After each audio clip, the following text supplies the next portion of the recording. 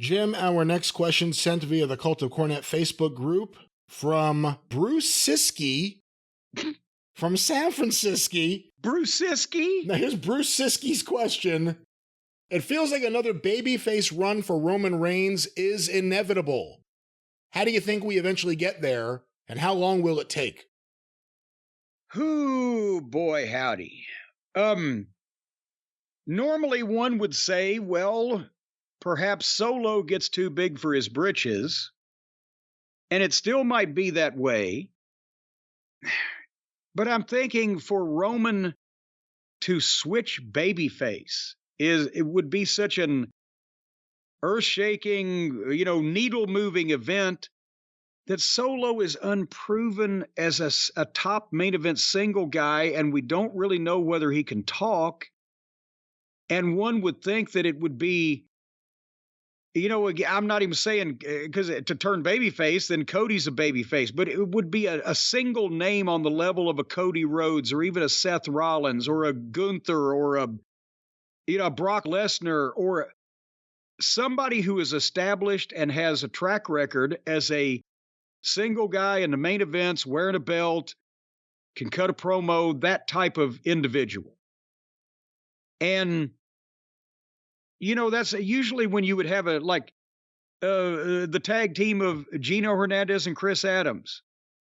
When they split up, they were kind of equals. Or the Tully Blanchard and Gino Hernandez team. Or when you have a team that splits up, the other guy is usually comparable in terms of promo and you've got the built-in personal issue, and they're both seen at the same level on the card because they were a team being presented together.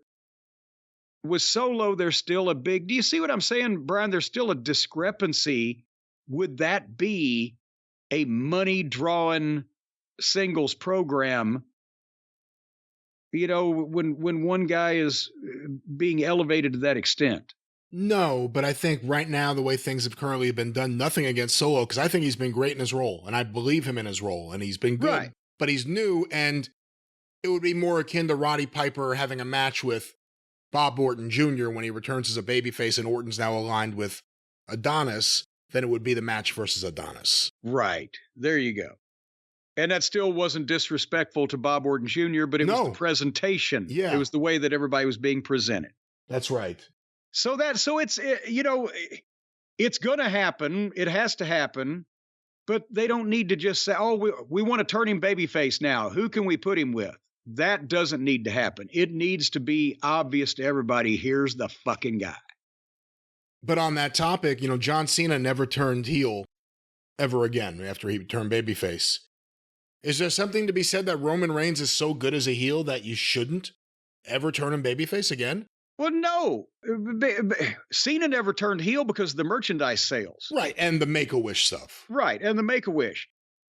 Going the opposite, no, Roman Reigns, because he is such a good heel, will eventually, and whether it's I would assume it would be the riding off into the twilight of his career. I'm not saying to wait till he's 60. Who knows how much longer he's going to do this, but it would be for a last run of a year or two, and he already makes sporadic appearances, so they wouldn't be beating it to death, but it needs to happen because when you get so good at being bad, the people like it.